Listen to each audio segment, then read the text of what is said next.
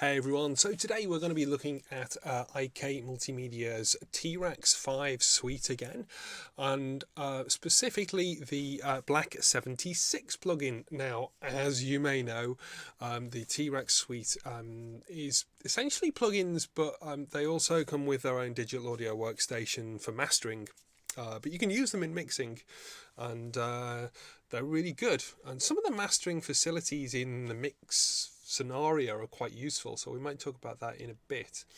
I think we talked about mid-side processing in the EQ73 plugin review. This is Black 76. It's yet another 1176 plugin emulator analog model thing that looks like the FET compressor called the 1176 from Uri.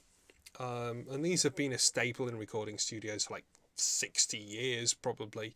I think they started making them in the late 50s, early 60s. I'm not too sure about that. Someone correct me in the comments, but they are brilliant.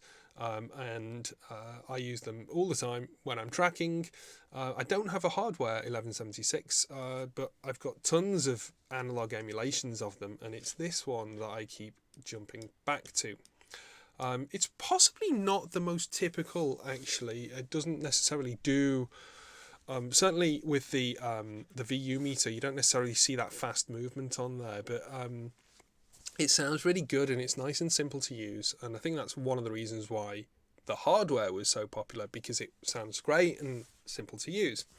So the thing that I really want to look at is the snare, a snare again. So let's have a listen to the snare without the 76. There's no compression on this, no EQ, nothing at all. There's a high pass filter.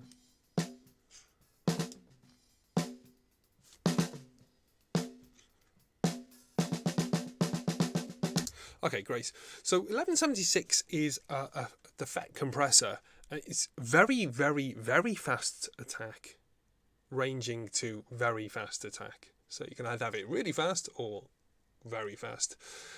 Same with the release. And with these, you've got to think of them as speed, essentially. So instead of time taken for attack and release, think of it the other way around, like the speed of the attack and the release. You can overdrive this plugin again, and it sounds good. It's a balance between the input and the output. Pots, just to keep the volume essentially the same if you want to mix that way. And then you've got the all buttons in mode if you want a spanky sound. Let's engage it and then really push it.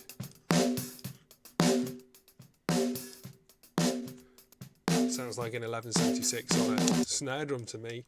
Like, I really like to just kind of push my attack really fast because I want to catch those early transients. A bit more tasteful maybe is to do something like this.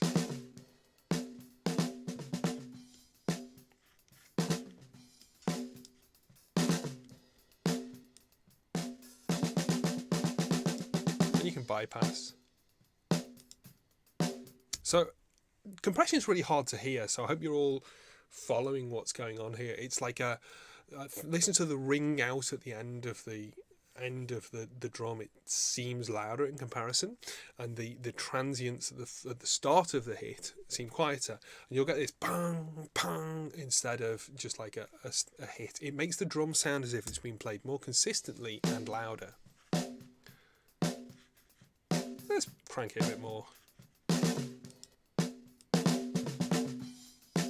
Yeah, so in contrast.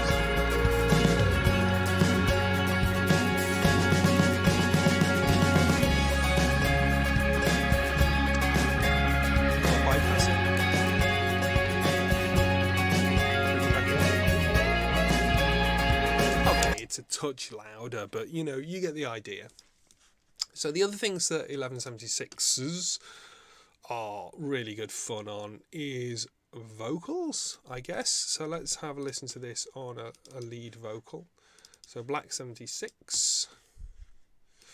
Now if you have the Ruco mug. Oh, I don't have it here. The Ruco mug has a rather nice little set of instructions for using an 1176 of favourite settings. But for a vocal, I would usually go to either 4 or 8, depending on what kind of vocal it is. Let's listen to this one.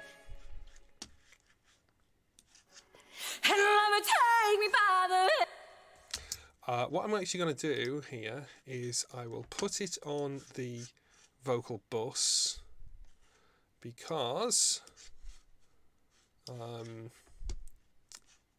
that's a de-esser after that. I'm going to put it on the vocal bus because the vocals split into multiple tracks, and I am going to move that vocal to manual so there's no automation written in.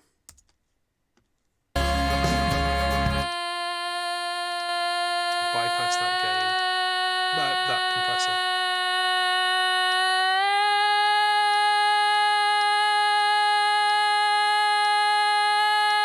Maybe even harder. So here we go. And when we're walking in the night, lover, look me in the eye. So what we're going to be listening for is where the word lover comes in and how that's clamped down. And when we're walking in the night, fast attack. Lover, look me in. Now listen without. And when we're walking in the night, lover, look me in. Can you hear how it gives it like this sheen?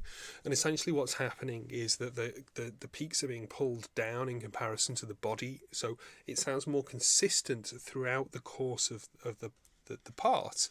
And obviously then you end up with a more consistent sound.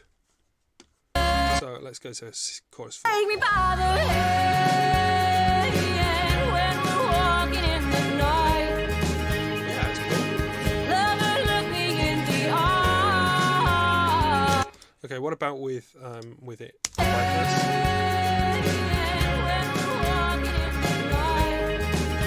And back in.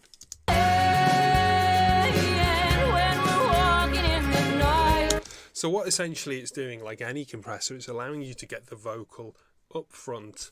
But it does have certain characteristics, and they're fairly nuanced in terms of understanding what they're doing specifically. But if you just think about it as in terms of clamping down those transients to some extent, because the 1176 is a very fast compressor, clamping down those transients and making everything a bit more smooth.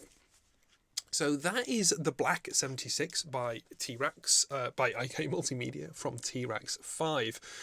It's really good. It's really good. I mean, as I say, the metering is a little bit laggy, a little bit slow on it compared to some other plugins, but it almost feels like, yeah, I mean, that's the least of my worries. I'm thinking about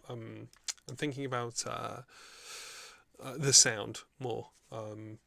And yeah, it's great. I use it all the time. It literally is my go-to snare compressor. So hope you enjoyed that. Well, thanks for watching this video. If you liked it, you know what to do. If you didn't like it, the other button works quite well. I'll see you next time.